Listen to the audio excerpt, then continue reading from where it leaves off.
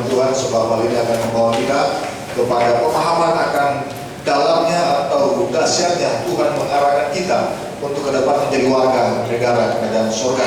Mari kita buka Alkitab Matius pasal yang ke-13 ayat 33 sampai dengan ayat yang ke-35. Injil Matius pasal yang ke-13 ayat 33 sampai dengan ayat yang ke-35. Bagi yang sudah dapat boleh bilang amin. Sama-sama kita akan baca dimulai ayat yang ke-33. Saya baca, Bapak Ibu bisa simak.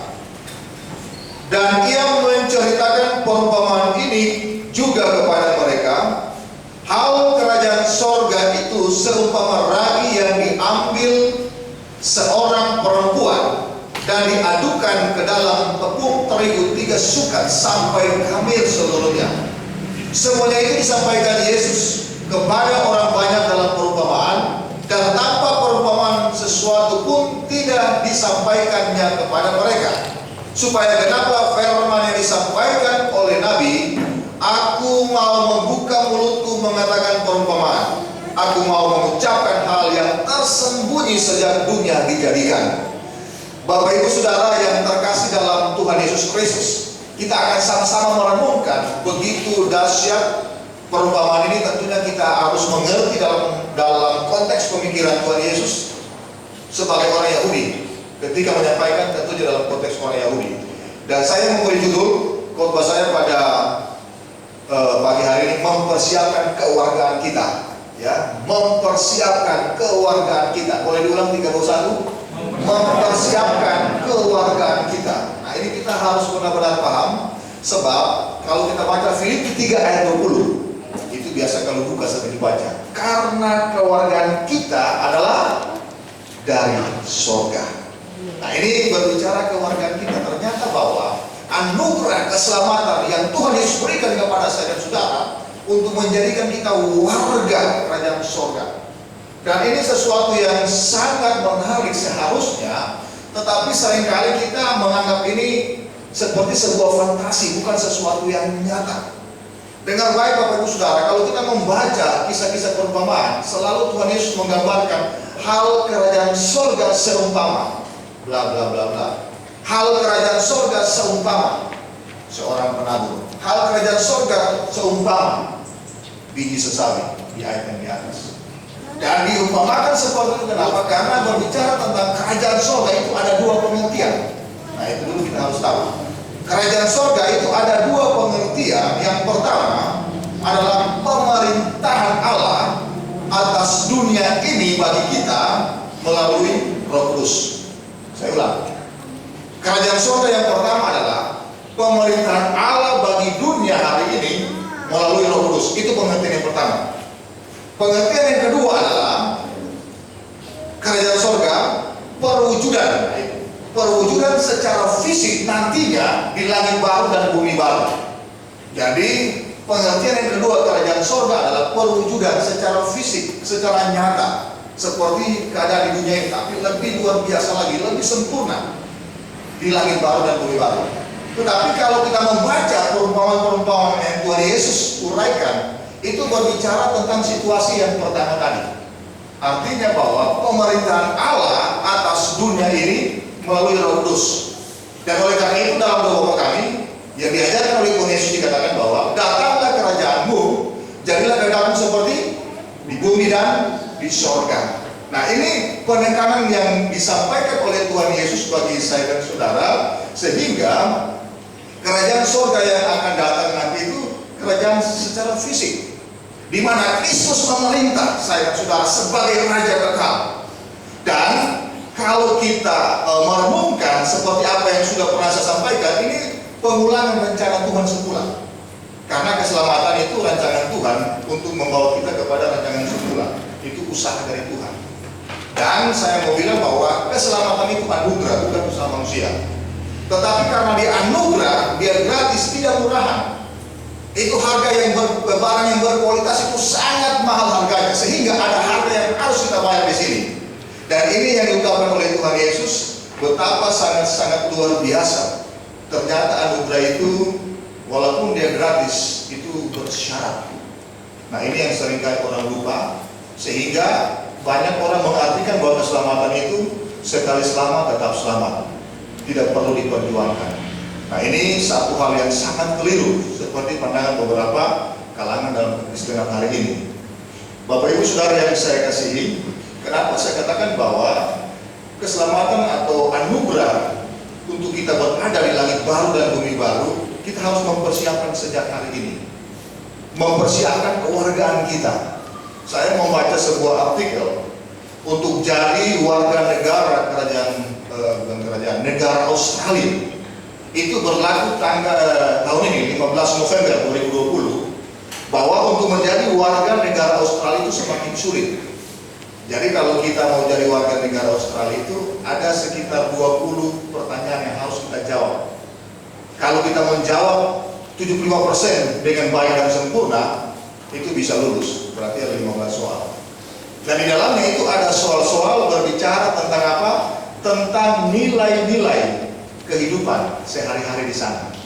Nah, ini untuk jadi warga negara kerajaan surga, berarti ada nilai-nilai kehidupan yang dilakukan di negara Australia untuk dikerjakan bagi warga negara baru.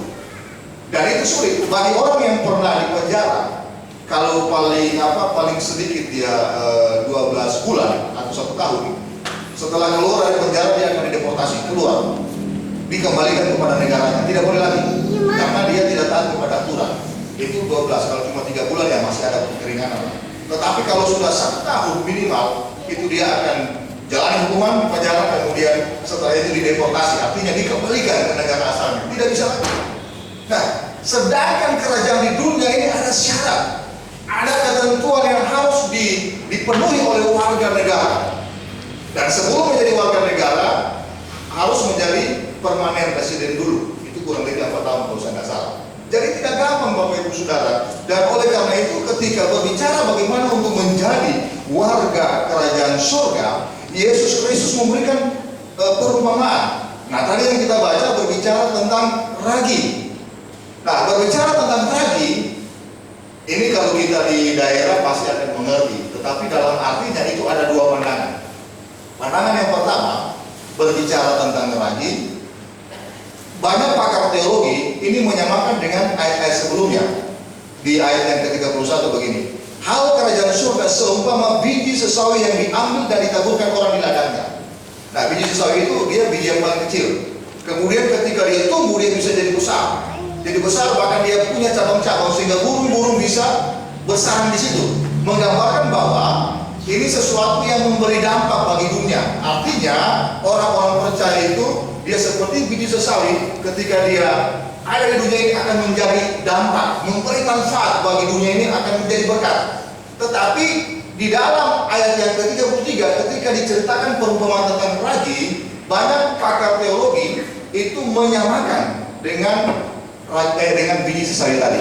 Artinya disamakan bahwa perumpamaan ini berbicara tentang satu dampak dari gereja adalah ragi yang di dalam dunia, artinya mempengaruhi dunia. Tetapi Bapak Ibu Saudara, ada pandangan sebaliknya.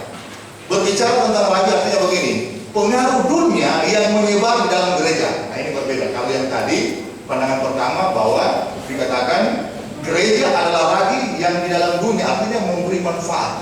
Tetapi ada satu pandangan yang lain bilang begini, bahwa ragi adalah pengaruh dunia yang menyebar dalam gereja. Sebab kenapa? Ragi selalu menggambarkan sesuatu yang bersifat jahat. Nah, saya setuju dengan pandangan ini yang kedua.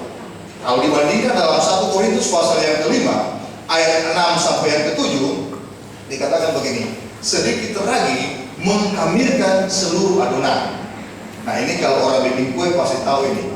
Sehingga dikatakan buanglah ragi yang lama supaya jadi adonan yang baru.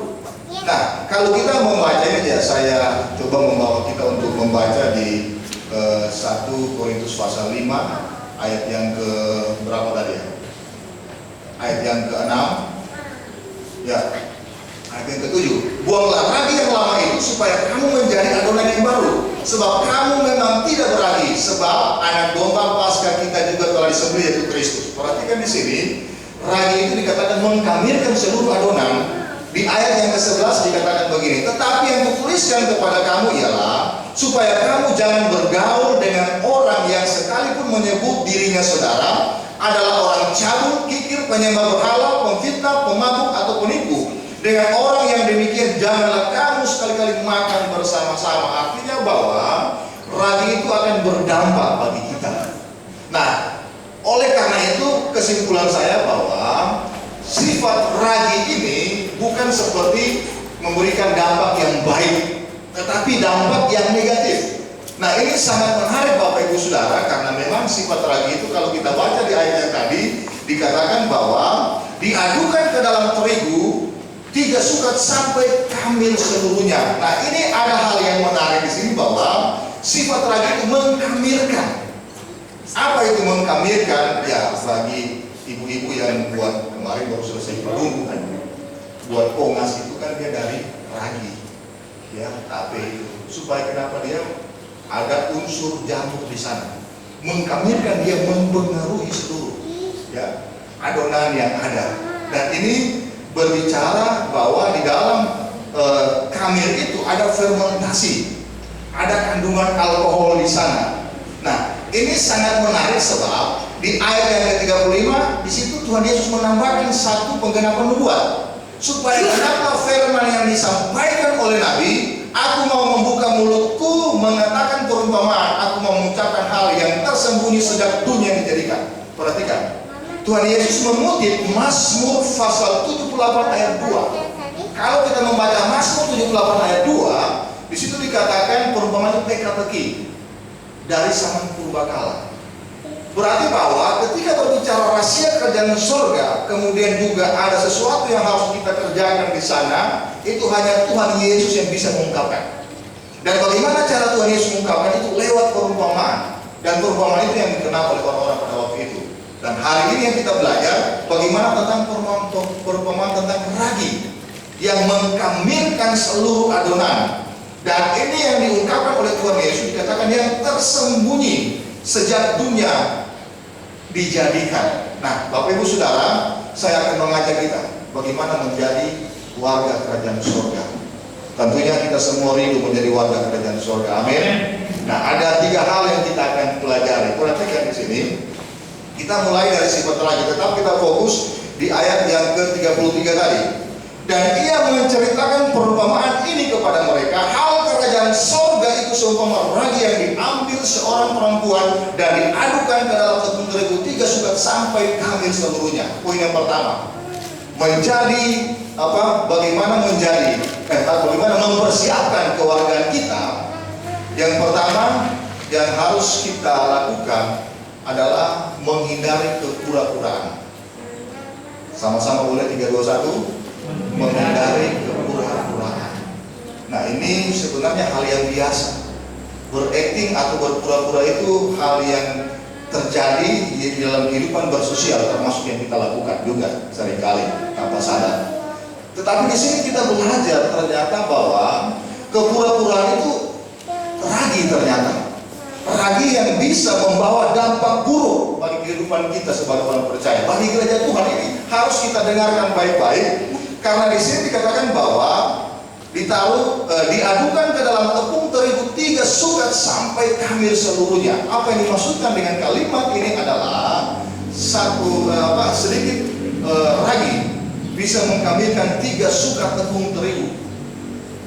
1 sukat itu sama dengan 13 liter terigu. Kalau dengan ukuran hari ini, berarti kalau dikali 3 sekitar berapa ya? 39 liter terigu hanya dengan sedikit dari ragi. Nah, di sini kita belajar bahwa cara kerja ragi itu seperti apa. Nah, ini kita akan belajar, ada nilai kerajaan surga di sini. Cara kerja ragi, dia perlahan dan tidak tampak. Nah, ketika dia bekerja secara perlahan dan tidak tampak, tetapi dia memiliki daya pengaruh, ya, daya pengaruh, daya fermentasi bagi katakanlah mungkin kue atau juga mungkin misalnya kalau kita buat tape kan seperti itu. Nah, di sini yang sangat menarik bahwa ada satu daya yang merubah yang sangat dahsyat. Dan kembali kepada poin tadi, bagaimana kita menghindari kepura-puraan, ya, atau kita mencegah kepura-puraan. Kalau kita bandingkan Lukas pasal 12 ayat yang pertama, bisa ditampilkan di atas, Tuhan Yesus berkata, waspadalah terhadap ragi, yaitu kemunafikan orang Farisi. Nah ini, waspadalah terhadap ragi, yaitu apa? Kemunafikan orang Farisi. Kata kemunafikan itu dipakai kata hipokrit. Hipokrit itu artinya seperti seorang yang bermain sandiwara, seperti seorang yang bermain sinetron. Itu pura-pura, tidak nyata, itu hanya acting.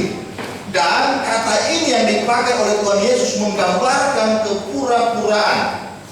Dengar baik Bapak Ibu Saudara, orang Farisi dianggap dia sebagai ragi karena kemunafikan. Dan kepura-puraan atau kemunafikan ini dalam kehidupan orang Farisi tidak muncul secara tiba-tiba. Nah ini sangat menarik. Kepura-puraan orang Farisi itu tidak muncul secara tiba-tiba. Dia perlahan-lahan, tidak tampak. Kalau kita melihat kehidupan orang Farisi, awalnya mereka itu orang yang tulus. Jangan selalu kita konotasikan orang Farisi itu selalu jahat, negatif. Nikodemus itu orang Farisi. Ya, Rasul Paulus juga termasuk orang Farisi. Mereka itu sebenarnya orang tulus, tetapi ketika mendapatkan sebuah jabatan dalam keagamaan dan mereka kemudian dihormati, dipandang atau didudukan pada skala sosial yang tinggi, mulai berubah cara pandang mereka. Yang dulunya mereka tulus, yang dulunya mereka jujur, kemudian berubah menjadi orang yang munafik, orang yang pura-pura. Dan ini yang dikecam oleh Tuhan Yesus, sehingga Tuhan Yesus pernah berkata bahwa celakalah kamu hai orang-orang Farisi. Dikatakan bahwa hukum Taurat bilang hormatilah ayah dan ibumu, tetapi kamu mengatakan bahwa untuk mengurus orang tuamu sudah diberikan kepada Tuhan. Nah ini sesuatu hal yang bersifat hubungan keluarga. Dan Tuhan Yesus juga pernah mengkritik orang Farisi, berkata bahwa sedangkan ada jintan sayur-sayuran yang terkecil itu kamu berikan persepuluhan dari situ. Artinya mereka sangat teliti, bahkan hal-hal yang kecil, rampa-rampa saja itu mereka buat 1/10 untuk bawa di bait Allah. Sangat teliti. Tetapi yang Tuhan Yesus kecam di sini bukan cara memberinya, tapi motivasinya. Kenapa? Karena yang mereka lakukan itu bentuk kepura-puraan supaya dilihat oleh orang lain. Dan ini sesuatu yang sangat menjadi pelajaran berharga bagi saya dan saudara, bahwa di dalam kehidupan gereja Tuhan, seringkali kehidupan kita itu penuh dengan kejujuran, penuh dengan ketulusan yang sungguh-sungguh untuk Tuhan. Tetapi lambat laun dalam kehidupan sosial kita itu bisa berubah. Nah, saya mengatakan ini secara umum, bukan secara khusus di mana gereja ada. Seringkali banyak orang Kristen, banyak orang percaya, ketika dia datang kepada Tuhan, ketika dia ada dalam satu komunitas yang akan berjemaat, dia tulus sebenarnya. Tetapi ketika ada sesuatu yang terjadi dalam kehidupan dia, cara berpikirnya berubah. Nah, sehingga ini yang dikatakan ragi yang sangat dikecam oleh Tuhan Yesus, berbicara kepura-puraan. Dan saya tekankan kepada saya dan saudara bahwa dalam kehidupan kita sebagai orang Kristen, jangan kita lama-lama menjadi dingin dalam kasih kita kepada sesama, dalam kasih kita terhadap orang lain, sebab hal ini dikecam oleh Tuhan Yesus. Kalau kita menjadi orang percaya dengan prinsip kasih, maka hal itu juga harus muncul dalam seluruh kehidupan kita. Nah ini tentunya sebuah perjuangan bagi saya dan saudara. Kalau kita membaca dalam Kolose pasal 1 ayat 23, Kolose 1:23 dikatakan, tetap teguh dan tidak bergoncang, jangan mau digeser dari pengharapan Injil yang kamu dengar. Nah ini peringatan bagi saya dan saudara bahwa dalam kehidupan kita, dimanapun, bukan cuma berjemaat atau bergereja, tapi di masyarakat, kita hindari kepura-puraan. Kita hindari sesuatu yang sifatnya munafik. Yang mungkin karena kita orang Kristen, ketemu dengan orang, sesuatu seringkali kita perlihatkan yang baik dalam komunikasi kita, dalam bahasa tubuh kita. Tapi di belakangnya kita tusuk. Kita mulai mengemas kejelekannya sedemikian rupa, karena biasanya kita tidak suka orang seperti itu. Nah, saya berbicara ini secara umum, bukan secara khusus. Sehingga ini juga menjadi peringatan bagi saya untuk bagaimana bersikap dengan memegang iman yang teguh, untuk menghindari kepura-puraan dengan siapapun juga. Karena kenapa? Tuhan tahu siapa kita, Tuhan tahu siapa saudara. Sehingga berbicara hal ini sangat-sangat penting, sehingga dikecam oleh Tuhan Yesus bagi orang Farisi. Banyak kali dikatakan celakalah kamu. Kenapa? Karena antara yang terlihat dengan yang tidak terlihat itu tidak sama. Saya katakan bahwa cara kerja lagi itu dia perlahan, tetapi daya rusaknya sangat luar biasa. Dan oleh karena itu kita hati-hati dalam kehidupan kita berjemaat atau bersosial.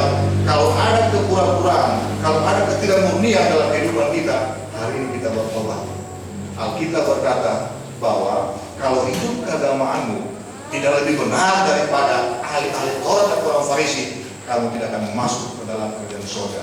Matius 5 ayat 20. Ya. Ini bagi saya dan saudara ini sangat penting, sebab menjadi warga kerajaan surga ada syarat yang harus kita lakukan. Dalam kita bertindak, bertingkah laku dimanapun juga berada, kita harus paham hal ini. Nah, ini banyak penjabarannya. Kemudian tentang bagaimana untuk mempersiapkan kewargaan kita, ya, kita harus menjaga atau kita harus menghindari yang namanya kesuaman. Sama-sama bilang kesuaman. 3, 2, 1. Yang tadi pertama apa? Kepura-puraan. Nah, kesuaman. Perhatikan Bapak Ibu Saudara. Ternyata lagi, ya, dia bisa bekerja bukan di tempat yang dingin. Ragi coba kalau kita orang fermentasikan sesuatu langsung taruh di kulkas. Nggak bisa reis deh kalau taruh roti. Atau taruh tempat yang panas, nggak bisa juga, nggak bisa reis juga. Sehingga dia ditaruh tempat yang suam-suam, hangat-hangat, aroma-aroma bahasa Posubila. Artinya bahwa cara kerja ragi, ya, dia apa namanya, di tempat yang suam-suam. Nah, ini yang diperingatkan oleh Tuhan Yesus bahwa ternyata ragi itu punya sesuatu hal atau tempat dia bisa bekerja di tempat yang suam-suam. Nah, perhatikan, kita baca di Matius pasal 6 ayat yang ke-6, Matius 16. Matius 16 ayat yang ke-6 dikatakan, berjaga-jagalah dan waspada terhadap apa? Ragi orang Farisi dan Saduki. Nah, ini yang tadi orang Farisi, sekarang orang Saduki. Siapa orang Saduki? Kelompok orang Saduki, mereka orang yang tidak percaya kepada kebangkitan. Dan karena hal ini akan merusak iman orang-orang yang diberitakan Injil kabar baik oleh Tuhan Yesus, sehingga diperingatkan kepada orang-orang banyak pada waktu itu untuk waspada terhadap ragi Saduki, yaitu ketidakpercayaan. Dengar baik, ketidakpercayaan itu menimbulkan kesuaman. Nah, ini sangat penting. Kalau kita membaca dalam Wahyu pasal 3 ayat 16, ya, dikatakan bahwa Wahyu 3 ayat 16 supaya kita jangan panas atau dingin, ya, suam-suam. Kalau kita tidak panas atau tidak dingin, ya, atau suam-suam, akan dimuntahkan. Artinya Tuhan tidak mau dengan orang yang suam-suam. Dan ini berbicara tentang ketidakpercayaan. Ketidakpercayaan itu satu paket dengan keraguan. Dan sikap yang seperti ini akan menembus atau mempengaruhi pikiran. Nah, ini sesuatu yang harus kita pelajari dengan baik, kita renungkan dengan baik. Sebab kenapa? Berbicara tentang keraguan yang menembus pikiran manusia, itu termasuk juga menembus pikiran kita sebagai warga gereja, sebagai orang Kristen. Apalagi dalam keadaan seperti ini, kita memang tidak mengalami hal-hal yang terlalu terlalu memprihatinkan seperti orang-orang di Jawa sana. Dengan keadaan resesi seperti ini, kalau kita lihat di kota-kota besar, restoran-restoran ala dunia internasional yang besar sebangsa Kentucky Fried Chicken, bahkan juga pizza, itu mereka sudah jualan di pinggir jalan. Artinya bahwa terjadi kesulitan yang sungguh sangat luar biasa. Bahkan diprediksikan bulan November, Desember nanti mal-mal banyak akan tutup, restoran-restoran besar, karena terjadi yang namanya resesi ekonomi di negara kita. Tapi dengan baik bahwa kalau kita sebagai orang percaya, keadaan seperti ini tidak akan menimbulkan kesuaman. Amin. Amin. Memang di Tentena tidak terjadi hal seperti ini. Buktinya orang masih bisa berduku, masih bisa makan daging, masih bisa makan telur raksa. Tetapi di belahan tempat yang lain, ini sudah menjadi sesuatu yang membuat orang tawar hati. Bukan cuma jemaat biasa, hamba-hamba Tuhan. Hamba-hamba Tuhan itu di kota-kota besar itu kesulitan. Sebab kenapa? Ya, maaf kata, tidak ada pemasukan. Nah, sehingga dibuat gerakan-gerakan untuk membantu mereka. Dan kalau sudah sampai kepada porsi hamba Tuhan mengalami resesi yang seperti ini, maka tentunya bagi jemaat biasa pasti bisa menimbulkan keraguan mana Tuhan. Dan ketika muncul keraguan akan menimbulkan kesuaman. Orang akan mulai meninggalkan persekutuan, orang akan mulai meninggalkan ibadah. Dan memang hari ini karena dengan keadaan orang ibadah online kebanyakan gereja masuk seperti itu, maka digunakan untuk santai atau untuk berwisata macam-macam. Tapi saya katakan bahwa bagi saya dan saudara jemaat TV Surah Gracia, jangan kita suam-suam, amin. Walaupun keadaan seperti ini, jangan mempengaruhi niat dan aktivitas ibadah kita. Saya ulang, jangan dengan keadaan seperti ini akan mempengaruhi gairah kita untuk beribadah atau aktivitas kita untuk mencari Tuhan. Dan ini sangat penting sebab sudah diingatkan oleh Tuhan Yesus, waspadalah terhadap ragi Saduki. Berbicara ketidakpercayaan dengan baik bahwa kita mau percaya atau tidak, Yesus pasti datang. Dan oleh karena itu kita harus mempersiapkan diri kita sebagai warga kerajaan surga.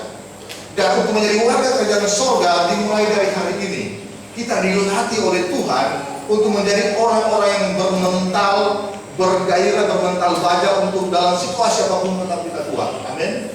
Sebab dengan ini akan menjadi modal ketika kita nanti ada bersama-sama dengan Tuhan di kerajaan surga.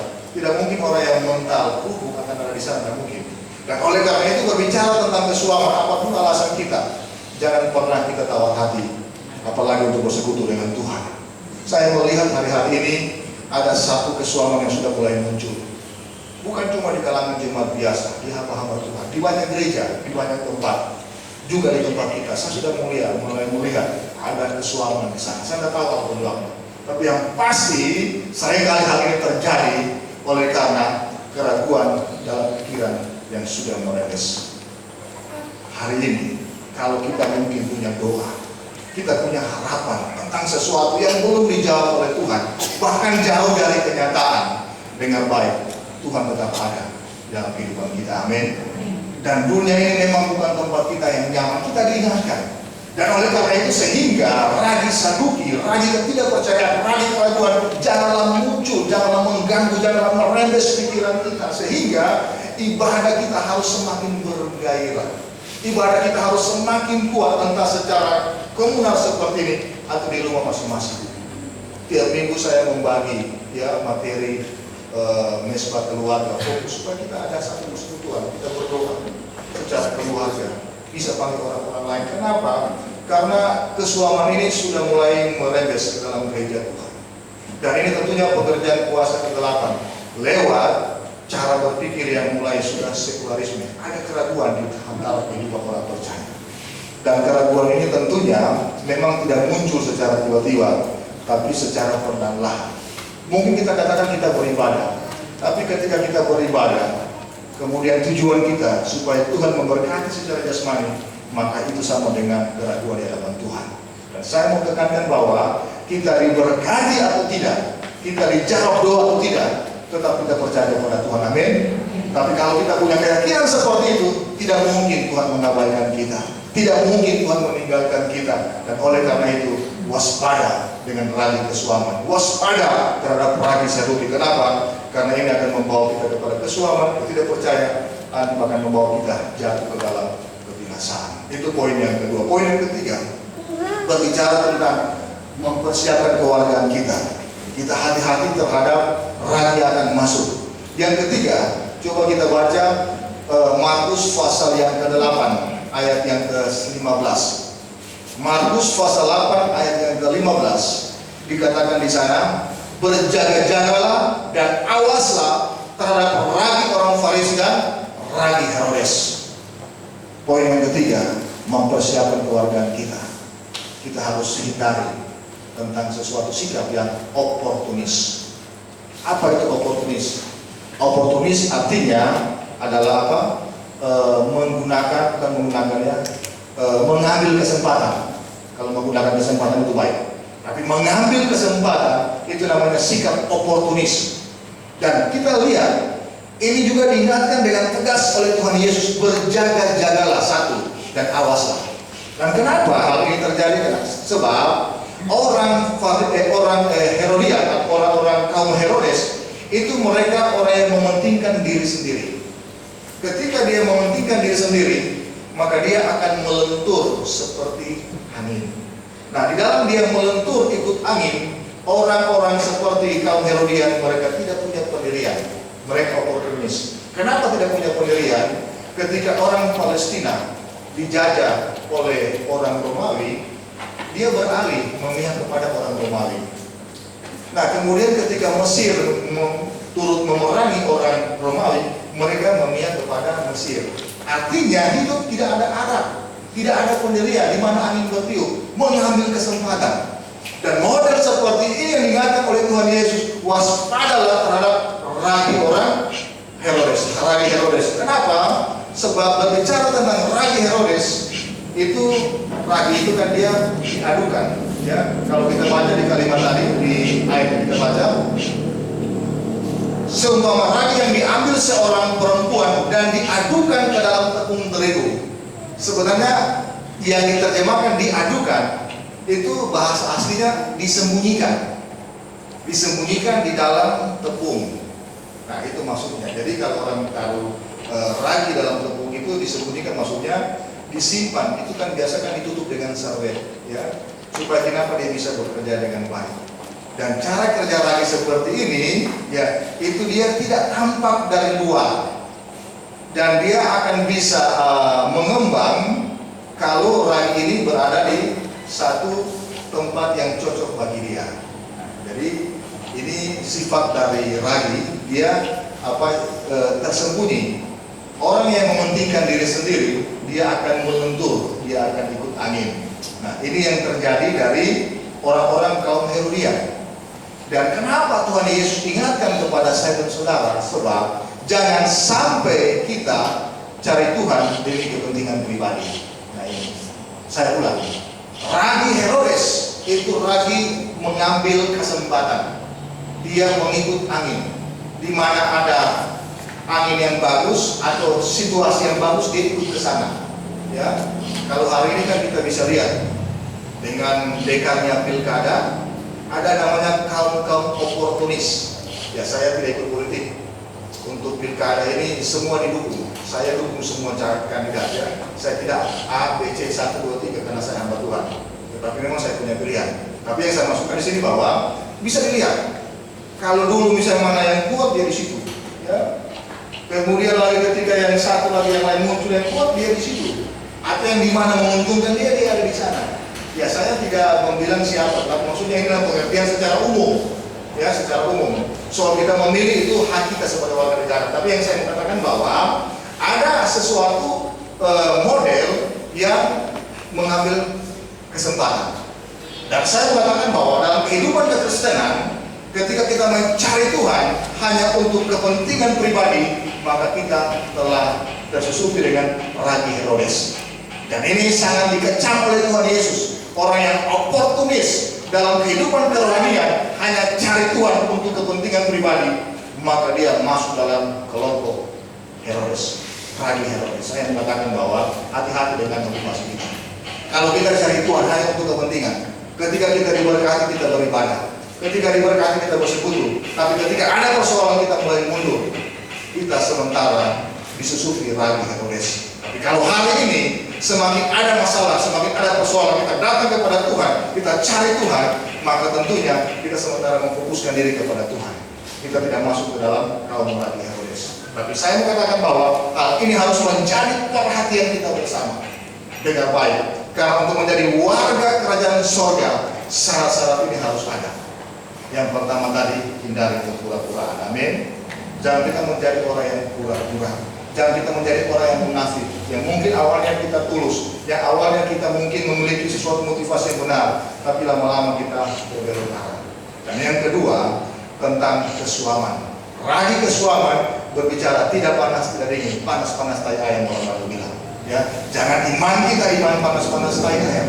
Sebab hal ini akan membawa kita kepada sesuatu yang tidak pasti, sesuatu yang membawa kita kepada keraguan, ketidakpercayaan. Dan saya sangat yakin dan percaya kalau kita bisa terlepas dari ragi ini, kita akan menjadi orang-orang yang militan untuk hormat kemuliaan nama Tuhan. Amin. Dan kemudian yang ketiga, oportunis, mengambil kesempatan. Biarlah janganlah ragi ini ada dalam kehidupan kita menjadi orang-orang yang mengambil kesempatan hanya mencari Tuhan demi kepentingan pribadi. Jangan demikian. Kita melayani Tuhan, kita menjadi jemaat Tuhan, kita menjadi orang percaya.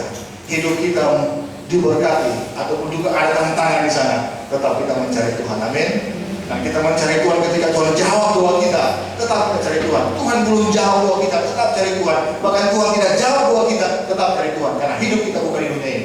Hidup kita hanya akan nanti bersama Tuhan di langit baru dan baru, ketika pemerintahan Tuhan akan datang di dunia ini, membawa kita kepada langit baru dan bumi baru untuk kehidupan yang kekal.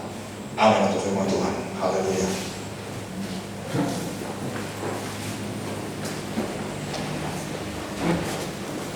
Tutup Alkitab saudara, serah kita